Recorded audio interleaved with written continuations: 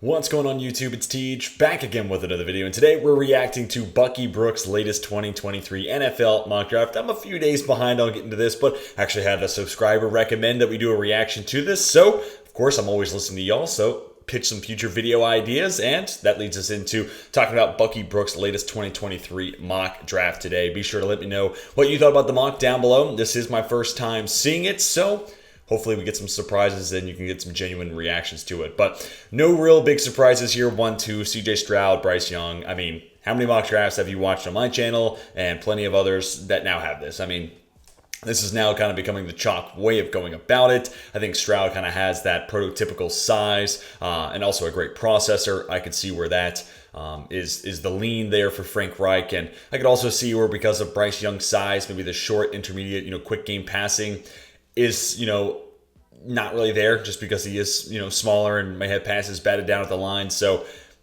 to me, Bryce Young's QB1, but I could see where, because of Stroud's size and where maybe the quick game could be an issue for Bryce Young, that's enough to have Stroud go 1. Love it for both sides, though, because Carolina, hey, you moved from 9 to 1, go get your future franchise guy. And then Houston, I think they'd take Bryce Young if they were picking 1. So love that for both teams. And then Cardinals take Will Anderson Jr. No real big surprise here. I think they would love to be able to trade this pick, but in the event that you can't, you get a cornerstone, double-digit sack a season type of guy on your roster, which will certainly make Jonathan Gannon very, very happy. And then here's the real interesting point of this draft. Like, we have 2 QBs off the board, and you would say, okay, the Colts are going to take Will Levis or Anthony Richardson.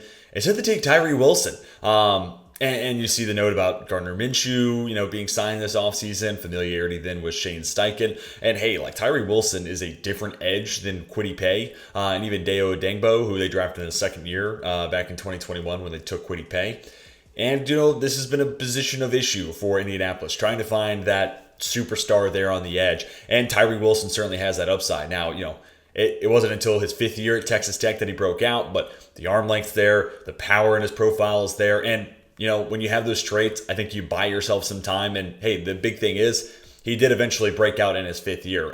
So this would be a really curious route for Indianapolis to go down.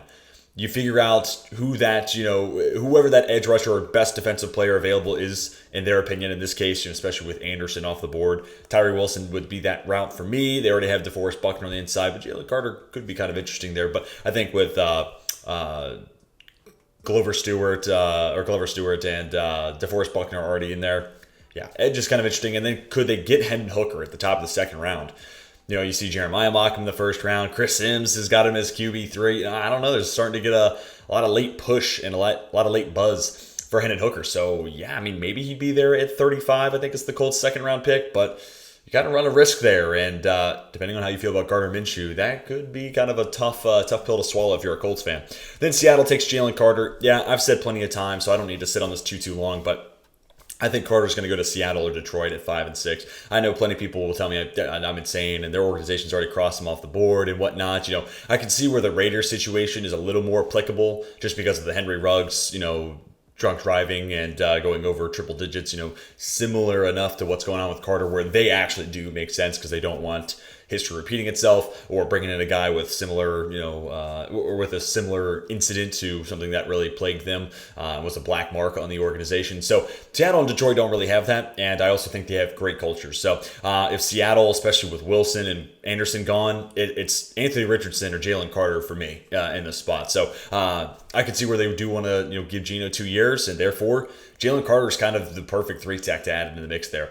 Still think they could add a nose tackle because Al Woods isn't great, so maybe in the second round you're double dipping at defensive line, but they bring back Jaron Reed, but Jaron Reed should not be a reason not to take Jalen Carter, who to me, I know the pro day wasn't great, and obviously didn't get to see him at the combine, don't know how much he was going to do then anyways, but that's when the news broke about, him being charged with 2 misdemeanors. But when you look at the tape, I mean, he's the best non-quarterback in this class by a hair, in my opinion, over Will Anderson. So I would love this addition to that Seattle defense. It makes that defensive line really, really scary. And then if you could double down and get a Mozzie Smith, get a Keanu Benton then at 37, that'd be a really, really awesome front. Then we get to the Lions taking Devin Witherspoon. I'm still in on corner for the Lions, depending on how the board plays out. I think, again, Carter makes a lot of sense. Anthony Richardson's kind of staring me in the face here. One more year of Jared Goff. Could you then turn it over to AR in the hands of Ben Johnson if he's still there for another season's time as the OC? That could be really, really interesting. But hey, you take Devon Witherspoon, or Devin Witherspoon rather, and this is your Jeff Okudah doesn't break out insurance. This is your Emmanuel Mosley's playing on a one-year contract and had injury issues type of insurance. And even Chauncey Gardner-Johnson. Right now, figure on him being the nickel corner, but if he's gone in a year's time, that's going to become Cam Sutton's role. So I think adding one more guy on the outside and someone you have control over for 4, potentially a 5th year then with the 5th year option makes a lot of sense. And hey, I get the love for Witherspoon. He's very sudden, very quick minded, and quick to react. Like his mirroring ability there is special. I am curious to see what like maybe the 40 would have been at the combine, but again, he's very sudden and he's more of the acceleration and agile guy versus that straight line speed, which is fine. And probably the best shape of any of the corners in the class right now, at least when it comes to being NFL ready. So you take that man press, NFL ready skill set, that's going to make Aaron Glenn happy. And then you add on that, sudden ability and his quick twitch.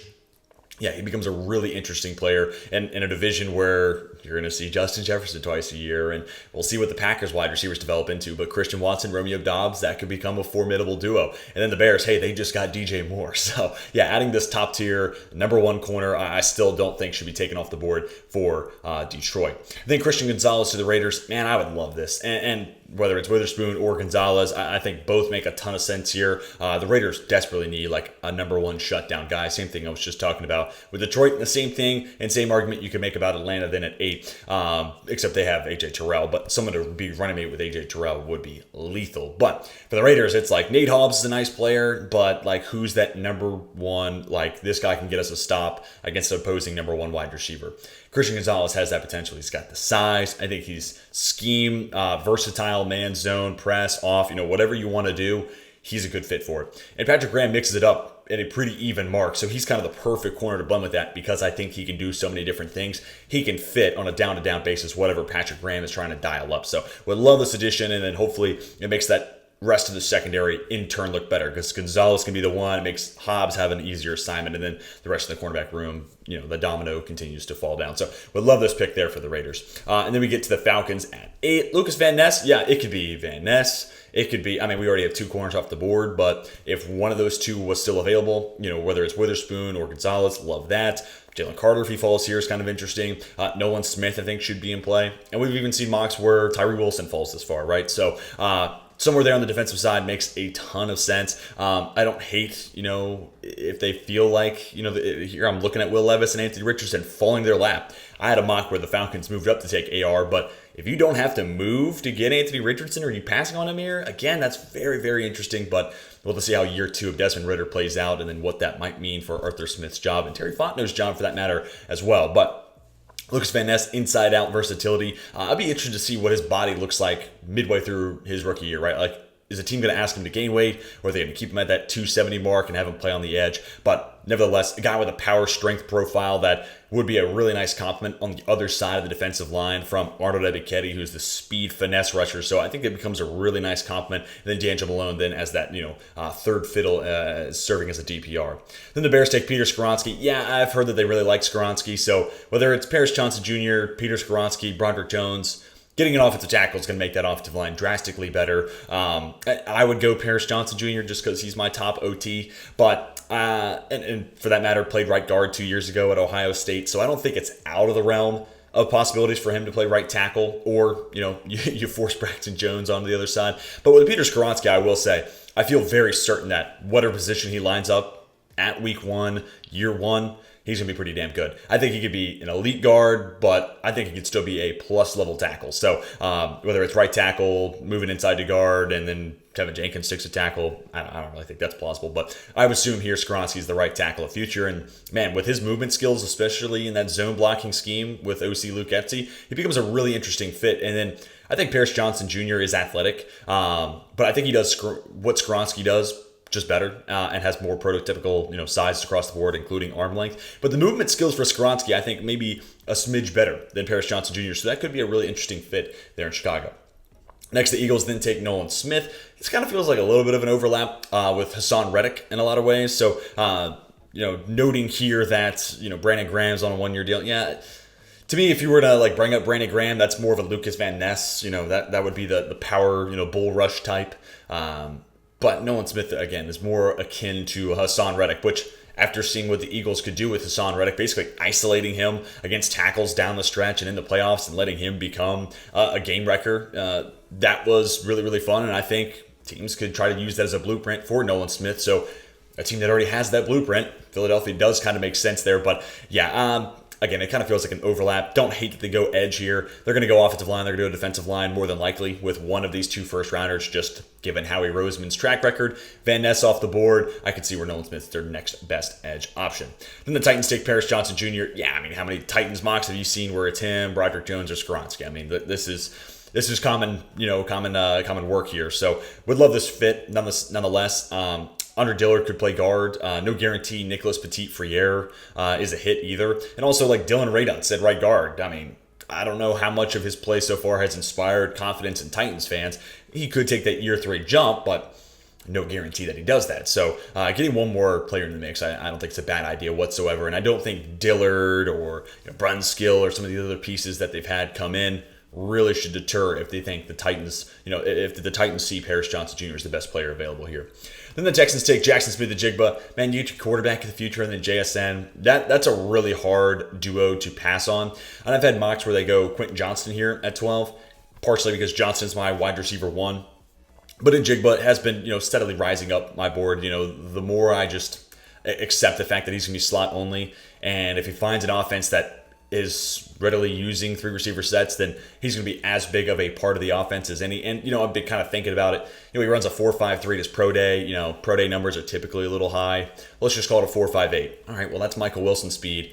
And then I was going on to mockdraftables.com, and I'm looking at Cooper Kupp's numbers, and 4.62, slightly slower 3-cone. I'm like, man, Jackson Smith-Njigba could be Cooper Kupp. Like, he really could be. Now, I don't know if he'll ever play on the outside. Kupp does do some of that. I don't really know if that's JSN's game. So with him going to Houston, could Robert Woods move out wide? Could John Mechie make that change? I don't know. To me, at this point, Woods post-injury, Mechie was always kind of a slot only for me. But nevertheless, can you get better at the position? And Jackson Smith-Njigba might be better than both those guys. Maybe not right away better than Robert Woods, just because he's been a pretty damn good receiver throughout his career. But the upside is certainly higher than where Robert Woods is right now. So don't hate this fit whatsoever. And then, Nico Collins plays on the outside, and then we'll figure out that other boundary wide receiver. But yeah, I mean, if they see JSN as the best wide receiver in this class, which, hey, Bucky Brooks has him the first wide receiver off the board, then yeah, I don't hate this pick whatsoever. If Skoronski falls here, interesting. Defense also in play here for Houston. Jets take O'Cyrus Torrence. This is about as high as I've seen Torrence go. So this would be fascinating because then is Elijah Vera Tucker moving out to tackle, and it looks like that's what Bucky writes up here. So, okay, I could be entertained. And is O'Cyrus Torrence a better option than tackle 4 in this class? Personally, I have Anton Harrison in the top 3 of this year's offensive tackle class, just ahead of Broderick Jones. So I would go that route, and maybe you're looking to trade down before you take Anton Harrison, play the consensus board. But him, Darnell Wright, DeJuan Jones. I don't know. Ultimately, I'll have to we'll come back to this with my updated big board before the NFL draft. But I can see where Torrance, he's not going to be higher than Harrison in my board probably, but they might be close. And I could see where this is a different alternative. And then depending on how you feel about Elijah Vera Tucker, he makes the move out to tackle. Looked solid at tackle last year, so I don't hate this whatsoever. And it's a different way of giving the Jets a position of need and addressing offensive line as a whole, but just doing it a little bit different than just Broderick Jones being the pick here. It also opens up the door for New England then to get Broderick Jones at 14. I'd be very curious to know what this mock would look like if Bucky just had Broderick Jones go 13. What would New England do here? Is it press corner? Is it Brian Branch? Or is it Quentin Johnston? A lot of different options I think they could go down. But Broderick Jones, I think, is a really fun fit in that offense. He's got the size. He's got the strength. Good movement skills as well. Needs to be polished and clean up his pass protection.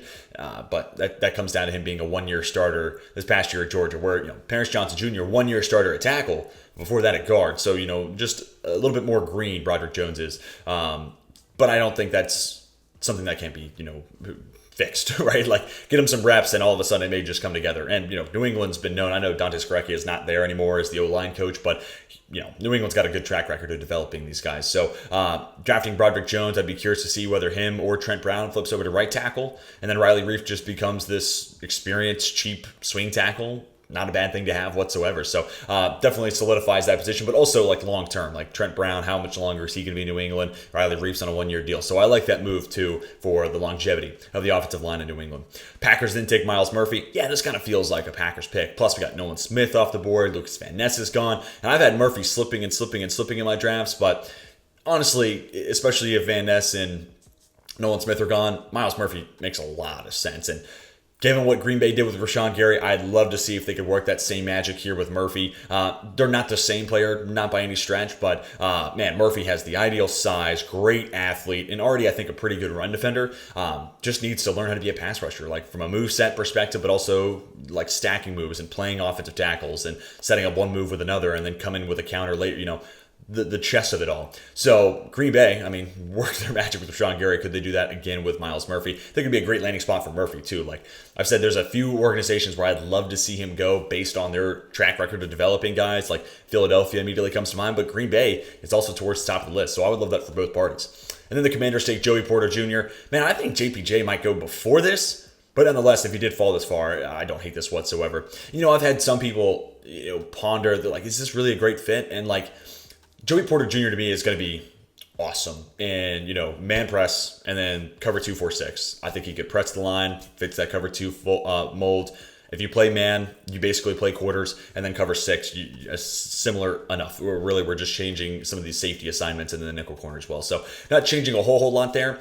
So again, man press, cover 2-4-6. I think Joey Porter Jr. is going to be fine. But this guy who runs a 4.5 or 4.45 for that matter, 6'2.5" with 34-inch arms. Do I think he can backpedal and play a lane in cover 3? Absolutely. And with those arms, that size, and solid skill, we didn't see he didn't run the 3-cone, and that signals to me that this guy understands that he may be straight line fast, but his change direction skills aren't great. So maybe that's a little bit of a concern in that cover 3, being able to break on a receiver, but nevertheless, I think he could backpedal into a lane and play it at a pretty high level. And then I think even without that 3-cone measurement, without knowing that with certainty, I think there's enough other athletic traits for him to fit that as well. And this is, typically a team that runs a whole lot of cover 3 under Jack Del Rio. So I know it's maybe not the absolute most perfect fit or anything like that, but I think he'll fit just fine in that defense. I think he's just a good enough player to be scheme independent.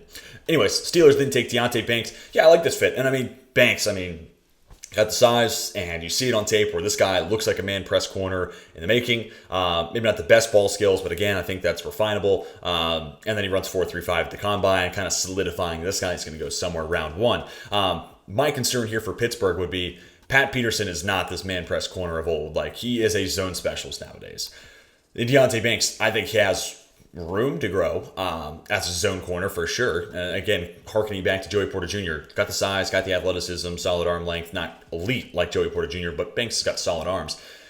I don't see where that would be an issue, but we just haven't seen it really a whole lot. So I'd be really interested to see how these two corners on the outside would blend. Like, would Pat Peterson be a liability in a team that has run a fair amount of man coverage? Potentially. Or would Banks have a little bit of a buffer period trying to learn how to play zone, and Pittsburgh's going to change it up a little bit?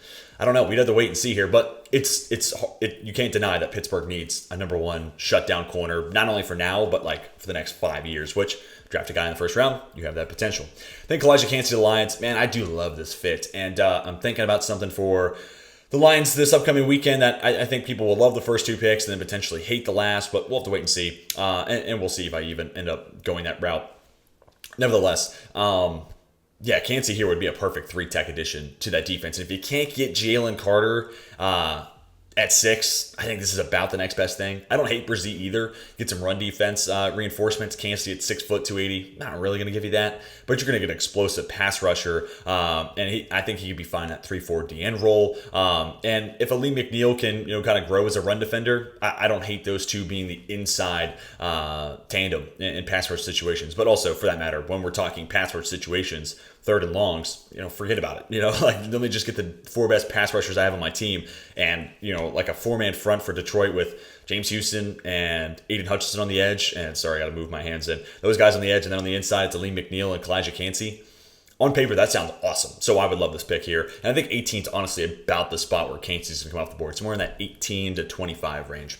The Bucs then take Darnell Wright. Makes a lot of sense, right? Like, tackles kind of standing out as maybe their biggest need, other than like quarterback. But I think this team is putting themselves in a position to be like, yeah, Baker doesn't work out. If Trask isn't it, then congratulations. We might have the golden ticket to draft Caleb Williams in 2024 or Drake May or, whoever ends up being that QB1. So I go ahead and, future-proof a potential area of need. I also think they could add one more interior offensive lineman, but maybe they opt to do that late day 2, early day 3, something along those lines. But Wright would then plug in at right tackle and, you move Tristan Wirfs over to left tackle. To me, that sounds like a really solid tackle tandem. Wright's got prototypical size, 4-year starting experience, and one of the best anchoring tackles. He's just got great strength in his profile, right up there with DeJuan Jones and Broderick Jones. So, yeah, I would love this fit there in Tampa. And also, like, sneaky movement skills. I don't think he's unathletic by any stretch. Then we get Seattle taking Anthony Richardson. So, yeah, and also, by the way, no Will Levis off the board either. So, interesting. And no trades to this point either, so maybe that's part of why. But, man, like I said at 5, I was like, this is Jalen Carter, Anthony Richardson to me. And how about a mock draft where the Seahawks get both of them? That would be crazy. Would I be here for it? Absolutely. That would be so fun. But I just can't see Anthony Richardson falling to 20. And I don't know. Like, I'm also pondering maybe there's a world where he goes 1 or 2. Like, I don't know. Like, the upside is hard to deny. Like, because he's as twitchy an athlete we've ever seen. He's 6'4", 240 something, and a rocket for an arm. And, he's not Malik Willis. He knows how to play quarterback. And there are plenty of throws. You pick out his 5 to 10 best throws, the technique's there. Like, this guy can play quarterback. You just need to find a way to refine that and make sure that he looks like that every single throw. And he's also a guy, like, I give him a ton of credit. Like, with his athletic ability, like, Malik Willis is one read and he wanted to run. Anthony Richardson is trying to play quarterback. And then he's just an absolute tank of a human being to bring down. So when he does run, he's a force to be reckoned with. So it's similar to CJ Stroud, too, where it's like these guys probably should run more. But I appreciate the fact that in college they're trying to showcase what they can do with their arms. So, I don't see Richardson falling to 20, but man, what an awesome... I mean, this would be A++++++ type of mock draft here, or draft results for Seattle if they got Jalen Carter plus Anthony Richardson. And then the Chargers take Bijan Robinson. Yeah, this is kind of a fun one, and I think I might try to make this happen in one of the final mocks. We'll see what happens with this Austin Eckler trade situation. But if they do move on, adding the best pure runner in this class, but also a guy who brings a ton as a receiver, makes a lot of sense, right? And you're soon to be paying Justin Herbert, so any ways you can be a more efficient run team and maybe lift the weight off the shoulders of Herbert and potentially take hits away from him. Same thing we talked about with Josh Allen at Buffalo. That's a good thing, right? Like, let's make the dollar go further with these franchise quarterbacks. So love the and I think 21 is a solid place to start considering Bijan Robinson. 18 to Detroit, it's like, okay, here we go. We can start thinking about it. Good offensive line, I think that'd be fun. If Philadelphia trades back from 10, I can totally see it. At least from what I would do, I don't think Howie Roseman will do it. And then here for the Chargers, good enough offensive line, not great, still shuffling some pieces around, but nevertheless, I think adding this type of an explosive offensive weapon to a team that already looks like a really good offensive potential juggernaut. If Herbert gets any better, then that team's going to be a force to be reckoned with. Add Bijan Robinson in that backfield. Yeah, I mean, look out AFC West, right? And then we get the Ravens taking Cam Smith. Yeah, I really like Cam Smith as a fit for Baltimore. And honestly, if he goes in the first round, I'm starting to think it's going to be to the Ravens. Once he ran that 4.4 340 at the combine, I kind of eased some potential concerns of any speed issues. I know Jalen Hyatt got a touchdown on him, and Jalen Hyatt ran 4.4 flat, but honestly I think he plays faster than that. So going up against one of the fastest players in college football, I really don't hold that against Cam Smith. And that one specific play, 4.43 speed, I think is plenty fine, solid size, and the rest of the athletic profile I think is good enough at worst. But I would probably more aptly describe it as solid, and a guy with great ball production too. Like, this guy can feel for winning in the air. Like, this guy can go up and get his hands on the football, whether it's an interception or a PBU. This guy's going to break it up or potentially create a turnover, and that you really can't put a price on that. So that's where he kind of he doesn't have the size, the man press ability, maybe even more twitched up athleticism like J.C. Horn did, but the ball skills were there, and that to me makes him worth being a first round pick. Then we get the Vikings taking Zay Flowers at 23. I would love this. Just adding some more speed in the mix. A guy who could be a clear out, boost, I guess you could say, for Justin Jefferson. And then also a fantastic satellite weapon. And just when he moves, it's effortless, man. It looks like he's legitimately gliding across the field. And I think he could be an impact player at all three levels. Maybe the intermediate part of the field is a little bit more of a question mark. But even if you only get him as someone who's a deep, big play, threat, and again, being a clear out to make Justin Jefferson that much more lethal in the intermediate parts of the field. Plus, then you get his yards after the catch, gadget ability, working the underneath stuff. Yeah, I think this is an awesome addition to the Vikings, wide receiver room. Obviously, losing Thielen, I think they can get better there. I kind of think Zay Flowers, he's a little short, but he's kind of a well-built, like 5'9", 5'10", versus, some of the other small guys. They're small and light. I think Flowers, there may be bigger corners that give him some issues, but I don't think it'll be as big of an issue for Flowers versus some of the other smaller, maybe slot-only guys. And I think that's why I see Zay Flowers with both inside and outside versatility. Then the Jags take Brian Branch. Yeah, I love this. I love this fit so much. I even said it in my last mock where I had Branch go to the next pick to the Giants, but I was like, if it's the Jags, they're at 24, this is the pick to me. Keep Darius Williams on the outside where, for whatever reason, he plays better out wide. And then Brian Branch, the sure tackler, great man, also has a good feel for zone coverage. You can use him as a blitzer. I just think that makes that secondary that much more lethal. And I think it, especially where, Andre Sisco, a little bit of a question mark now. I don't really think Rayshon Jenkins is worth the money he gets, but had some splash plays last year. With that corner, trio being, Branch plays that nickel corner safety hybrid, but let's just call him a nickel corner in this case. Tyson Campbell, up and coming man press specialist. Darius Williams, again, plays just better on the outside and defies all, layman's logic. And then Brian Branch, I may have question marks at safety, but that trio of corners is going to ease my concerns a lot. And then we get to the Giants taking John Michael Schmitz. Yeah, I could totally see this. Yeah, JMS is starting to catch that first-round hype, and I understand why. Good movement skills, maybe not as gaudy as some of the other guys in this class, but I don't think it's a weakness whatsoever in his game. Plays with a mean streak, plays violent, has good strength, multi-year starter, 5 years worth of experience at Minnesota, 4 years as a starter. There's a lot to like. He's polished, and he's NFL ready. So for the Giants, the one missing spot on that O-line right now is center. So being able to draft an NFL-ready John Michael Schmitz goes a long way. And this is the team that made the playoffs last year, right? Like, the offensive line gets that much better. You have Daniel Jones back. You got Saquon Barkley back. You retain most of your wide receivers and even add a little bit to it with Paris Campbell.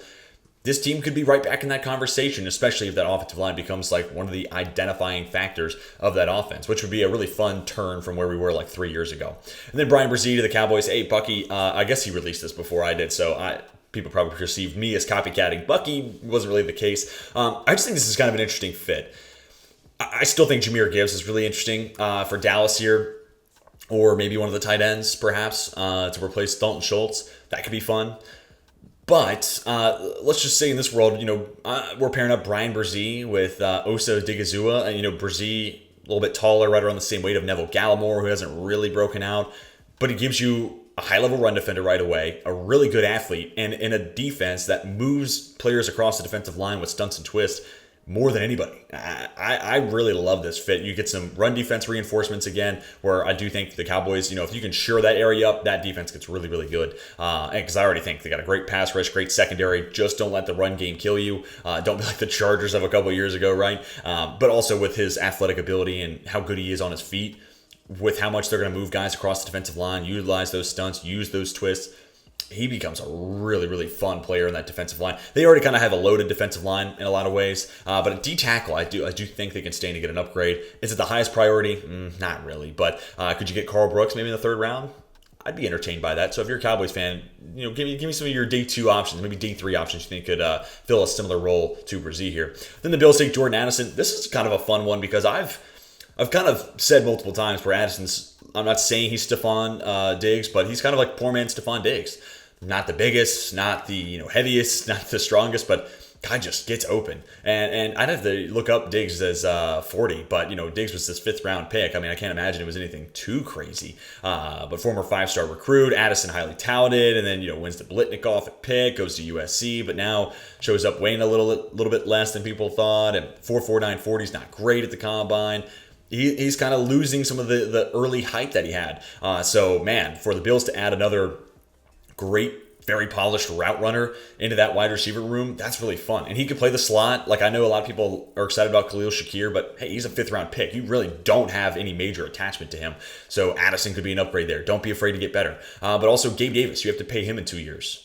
So maybe this also opens up the door to move on from Gabe Davis. Maybe you could turn him into a day 2 pick or something along those lines. Save the contract negotiations for another team. Let them deal with that. And then Addison plays on the outside. I think there's a lot of different ways where this pick makes a ton of sense. And man, Addison at 27 to Buffalo, that's a fit that's hard to not love.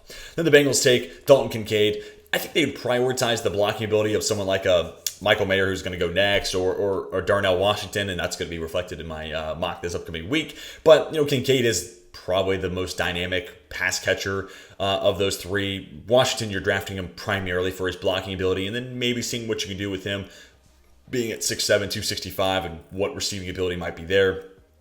Mayer's polished as a route runner, has good hands, he can find the soft spot in zone, sit in it.